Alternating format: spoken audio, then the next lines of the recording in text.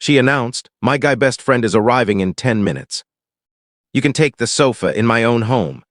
So the moment he showed up, I removed her from the premises, passed her luggage to him, and instructed him to bring her along. Now she's flooding my phone with pleas. "My name is Evan. I'm 34, employed as a systems analyst at a healthcare software firm. I reside in a medium-sized city along the East Coast, and I've deliberately built a life that's organized and steady. Early wake-ups, extended office hours, nights spent at home. I purchased my home 3 years back, and nothing means more to me than my personal space. My girlfriend was Lauren. She's 31. We'd been a couple for almost 2 years, and she'd moved into my place 7 months earlier. No agreement or lease from her side. I paid the mortgage and all bills. She occasionally bought food, and she enjoyed calling it our home. That distinction turned out to be far more significant than I initially grasped. People often called Lauren bold and direct. In reality, that frequently translated to curt and cutting. She enjoyed pushing limits, then pretending surprise when pushback occurred. I spotted this pattern early on but talked myself into believing it was simply her playful style. The ongoing problem centered on her close male friend, Chris. Same age, unattached, perpetually free. He appeared constantly in her anecdotes and regularly featured in our arrangements. I was assured there was no cause for concern since they were like brother and sister. Any unease I expressed got dismissed as jealousy. Chris lived some distance away, but his visits turned into major occasions. Timetables adjusted, importance shifted. I was supposed to go along quietly. I complied far too frequently. The evening that marked the breaking point began as a typical midweek day. I arrived home near 6. She was already annoyed over an unrelated matter and directed her frustration everywhere. Curt replies, rolling eyes, subtle digs about the house feeling too silent. Then, as I warmed up dinner leftovers in my own kitchen, she offhandedly mentioned Chris was on his way. Not for a quick visit, not just dropping in, to spend the night. She stated he'd arrive in 10 minutes and that the couch made sense for me. She delivered it casually, as though deciding seating on a flight. That precise instant ended any effort to stay calm and rational. I stared at her briefly, wondering if it was a prank. She kept browsing her phone, entirely at ease, as though the topic was already finished. I requested she say it again. She exhaled as if I were being difficult, then repeated. Chris would stay over, and since they hadn't met recently, the sofa was the sensible choice for me. I offered no debate, no extra questions. No lecture on how insulting it felt. I simply gave one nod, walked by her, and headed to the hall storage. That action appeared to puzzle her most. I retrieved 2 big travel bags and placed them on the mattress. She finally glanced up from her screen and inquired what I was up to. I explained I was assisting her preparation. She chuckled initially, assuming it was a fake-out, until she watched me open drawers and begin folding her garments. Exclusively hers, tops, pants, cosmetics pouch, footwear from the wardrobe. I proceeded methodically and detached, the manner of packing once the choice is final. Her attitude shifted then. She demanded I halt, claimed we should discuss, insisted I was going overboard. I pointed out she'd already decided the evening's plan without consulting me. I was merely handling the practical side. She protested that I couldn't simply evict her. I clarified I wasn't evicting. I was following through on her own arrangement. Her male best friend was due any moment, and she obviously preferred his company so she could depart with him. She labeled me jealous. Claimed I was humiliating her, accused me of destroying everything over nothing. I stayed silent. I sealed the bags and transported them to the entrance. Precisely then the bell sounded, 10 minutes. Right on schedule. I opened up and there stood Chris, grinning, bag slung over one shoulder, already advancing as though it were familiar territory. I passed him the luggage. I informed him these belonged to her and he should take her along. Then I retreated inside and shut the door. For a few moments I leaned against it, simply listening. Muffled dispute outside. Her tone quick and piercing, his deeper and bewildered. Words weren't necessary to grasp the situation. She was desperately trying to seize control again. He was comprehending he'd stepped into an unexpected mess. Soon the sounds retreated from the entrance. Steps descending the front stairs. Car door opening, then closing with extra force. Quiet followed. My phone began buzzing shortly afterward. Initially texts, "What just happened? Are you for real? You humiliated me." Then calls, one after another. I didn't let them ring out. I unlocked my device, blocked her contact, and cut her off across every platform I recalled. Chat services, online networks, any source of alerts. This wasn't theatrics. I simply refused to absorb the chaos she had generated. The residents fell silent afterward. No vibrations, no pounding at the door yet, only calm. I moved room to room, switching off lights as though it were routine. Secured entrances, adjusted temperature. The familiar pattern helped. It anchored my resolve. That night I rested in my own bed. Solo, no sofa, no remorse. The place felt more tranquil than it had in a long while. Morning arrived with complete hush. No overlooked calls, no notifications. Zero. Later, acquaintances mentioned she was unraveling, informing whoever listened that I'd thrown her out over nothing, that I was domineering, that I'd blown up disproportionately. Around midday, one shared contact phoned to inquire. I recited precisely what she'd declared in my kitchen, verbatim. He paused extendedly, then agreed, "Yeah, that crosses a line." That moment confirmed I was finished justifying. That evening she appeared at the residence regardless, visible through the glass, positioned on the stoop, device in grip, tears present. I left the door shut.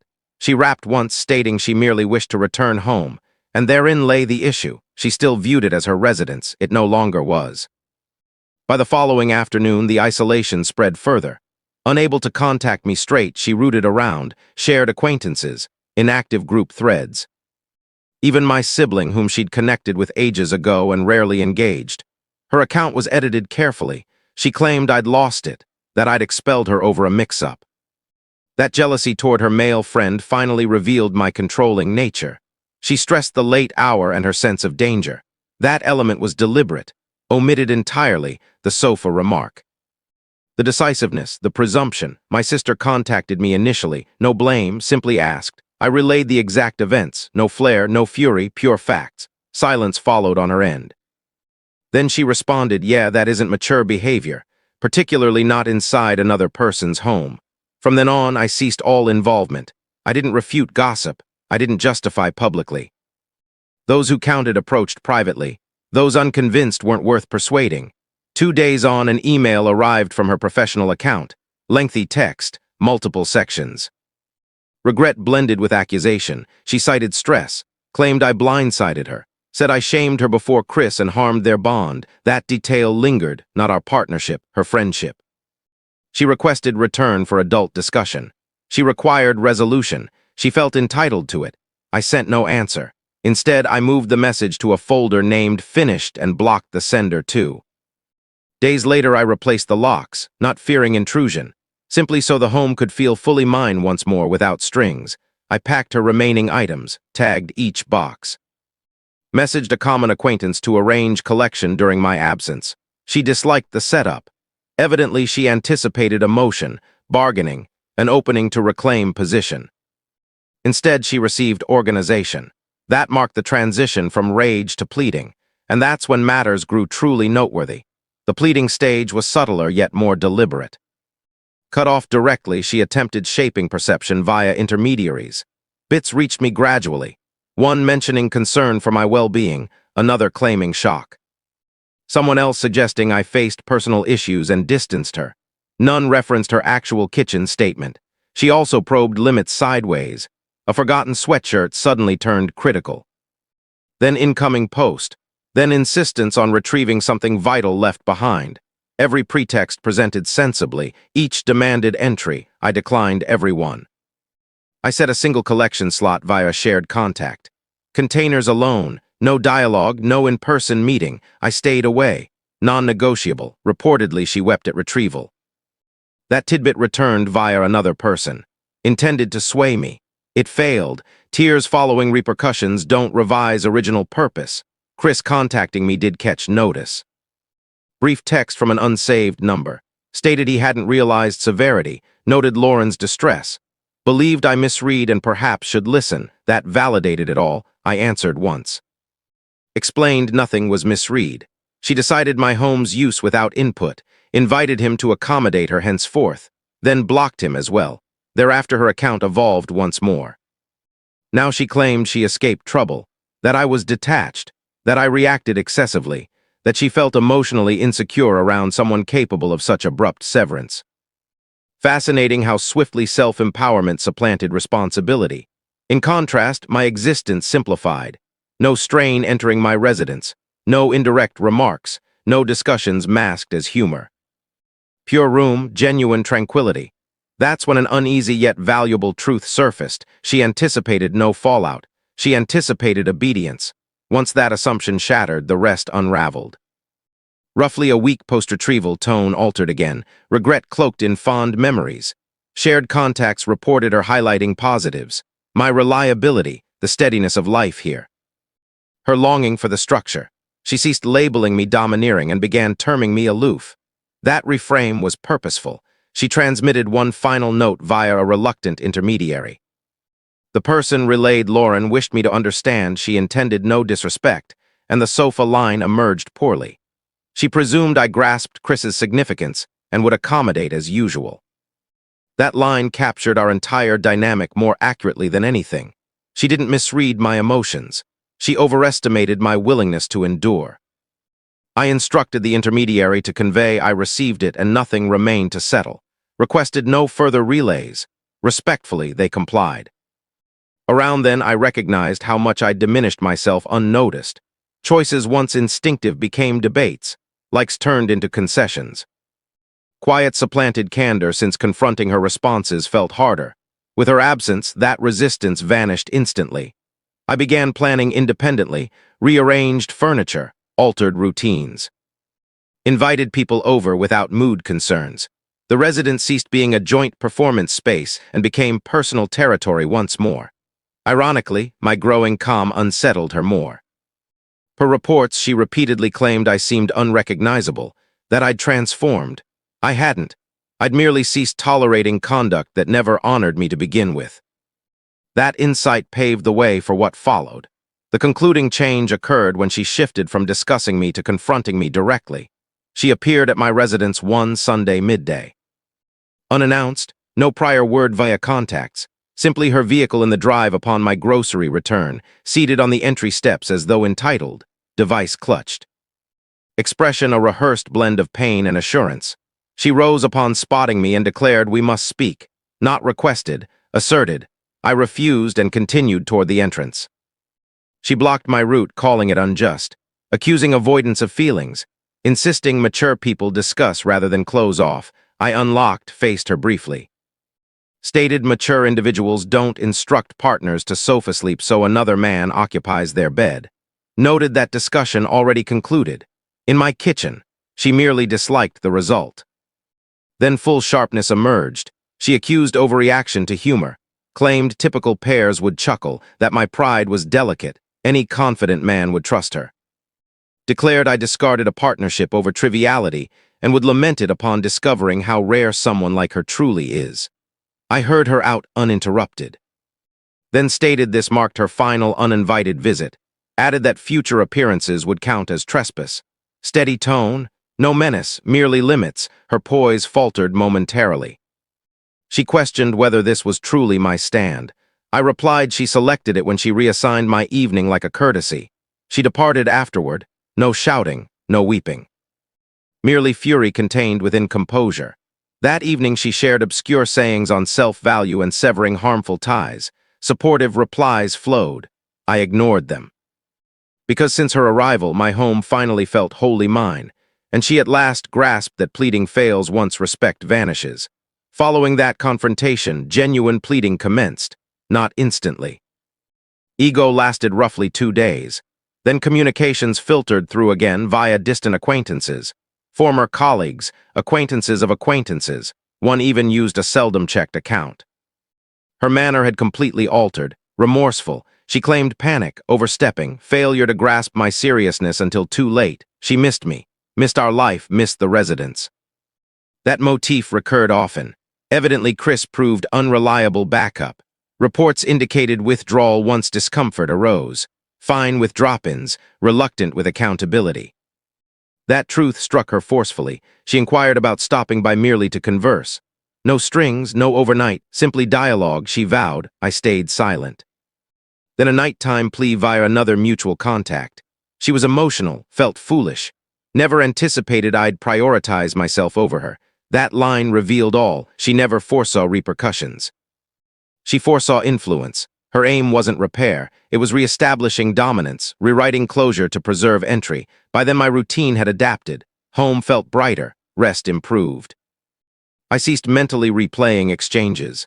The steady undercurrent of strain I'd accepted had lifted, and I held no desire to restore it. I sent one reply, not to her, to the go-between.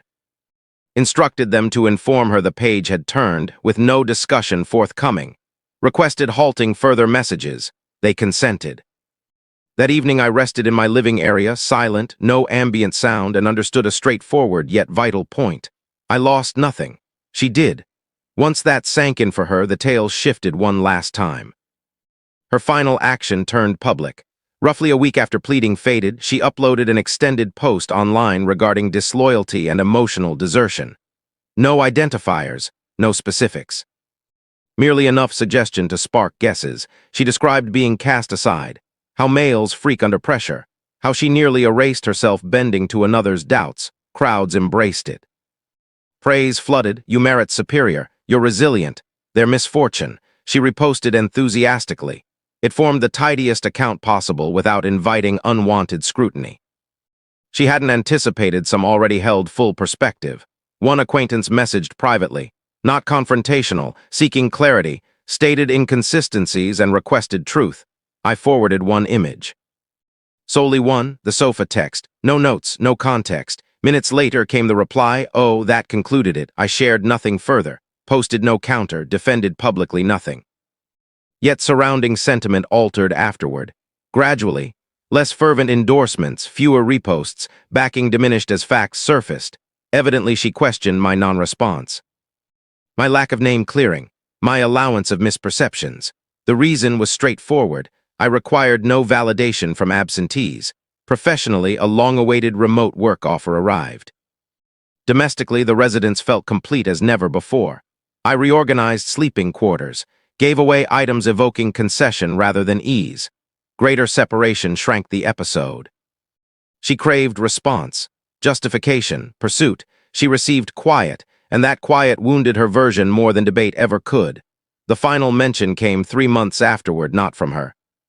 A shared contact noted she'd relocated with a housemate elsewhere in town. More compact space, interim arrangement. Reportedly, she described it as renewal, self-focus now, growth from the split. I accept that element truly. Merely not per her framing, I kept blocks permanent, not from spite.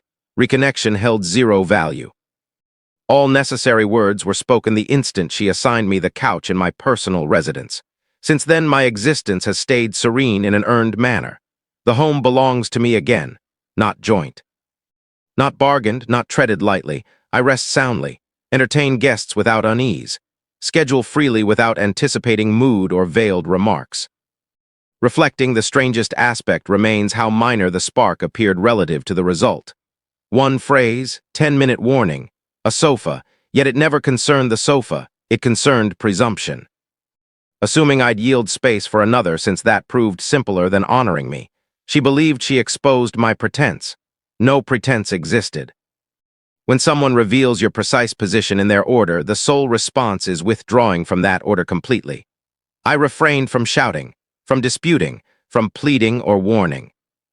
I delivered her belongings to the man she elevated and directed him to escort her. All that ensued, the pleading, the turmoil, the story revision, was merely her grappling with an outcome she never anticipated. If anyone reading feels trapped where respect is viewed as something demanded rather than granted, observe. You don't mend it through endless tolerance. You mend it by asserting once and standing firm. That concluded my partnership and commenced reclaiming my residence, my calm, and my dignity.